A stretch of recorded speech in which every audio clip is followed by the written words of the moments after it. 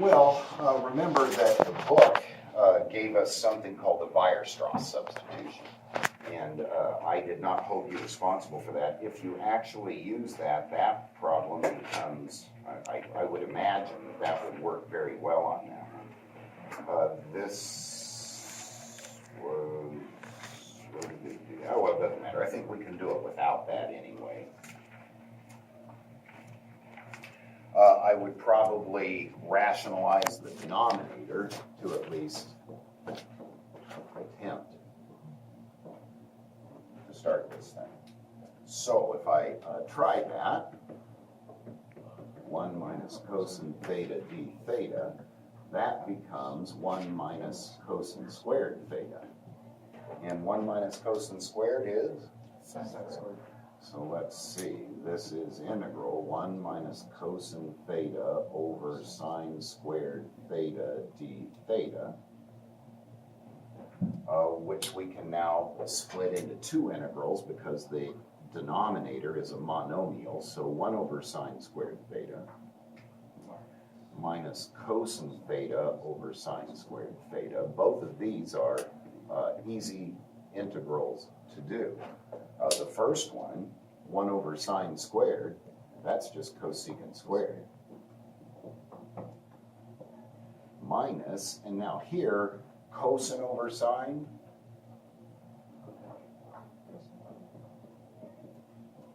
times 1 over sine.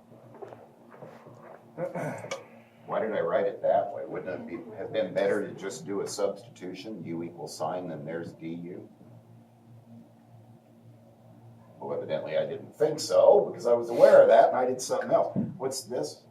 It's negative cosine. Negative cotan. Minus, and isn't that cotan theta cosecant theta?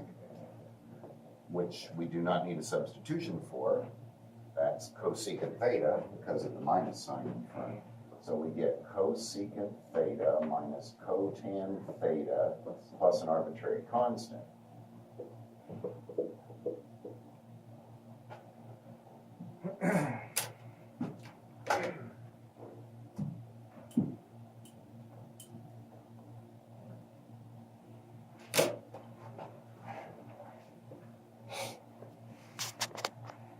Anything else you want to see from that page? That is Yeah. something. Can What? you do 49? 49.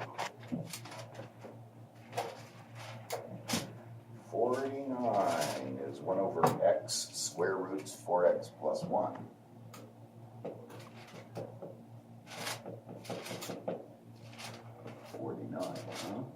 That one does look a bit difficult. You want to try rationalizing? Is that what you did? I didn't do this one. What? I didn't do it. I didn't come to it.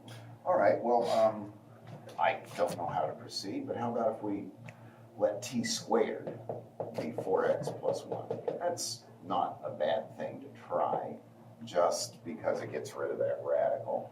Of course, it may generate other problems, might it not? For example, now when I substitute for x, right, t squared minus 1 is 4x.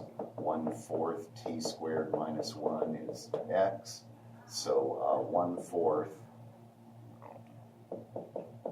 times 2t dt is dx, or 1/2 t dt is dx. So who knows, this could end up being a real mess, but it's worth a try. So dx is 1/2 t dt. The x in the denominator is 1/4 t squared minus 1, and the radical becomes square root t squared. Oh, so that didn't come out so bad, did it? What's 1/2 over 1/4? 2. And then these cancel, dt over t squared minus 1. So this certainly worked for us because I can now either do a trig substitution or I can do partial fractions. I would assume partial fractions is going to work out better, but it might not. Like, what would this substitution be for trig? 6. Yeah, so let's just try it for the fun of it. Let's let t equal secant theta. dt is secant theta tan theta d theta. And what do we get then? Two integrals. dt is secant theta tan theta d theta. T squared minus 1 is secant squared minus 1, which is tan squared. So two integrals, secant theta d theta over tan theta. And let's see, that's a sine over cosine squared, so that'll certainly work. We can do that. However, I think that 2 over t squared minus 1 is actually a little easier. Here's why, and this is something I'm going to try to carry forth with if we have a partial fraction. I'd like to make the partial fraction so easy that you can do it in your head if you just play with the constants a little bit. I mean, look at this. I know that when I combine these, I get the denominator desired. I want the numerator, I want the t's to cancel.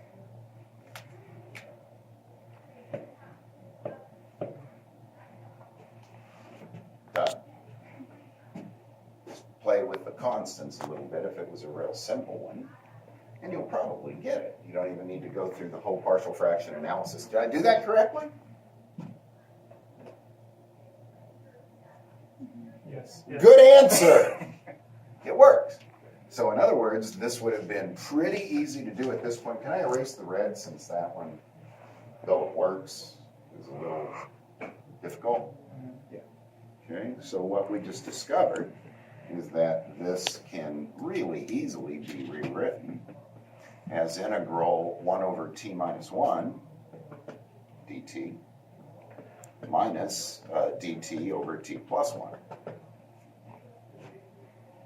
So ln absolute value t minus 1 minus the ln absolute value t plus 1 plus an arbitrary constant. So a final, and I would expect this simplification because it's so much more simple than what we had. Of course, notice now when I back substitute for t, it doesn't look quite as good anymore, does it? What's t equal to? Square root 4x plus 1. So ln absolute value square root 4x plus 1, and then outside the square root is a minus 1. And denominator square root 4x plus 1 outside the radical plus 1. So it ain't pretty, but that was easier than the trig. The trig would have worked. Questions? All right. Well, what? What happened to the 2 that was being multiplied? I put the 2 on top in order, it made it come out better. So we're going to take a little bit longer of a break because I'm going to go on break first, and then I'll come back and then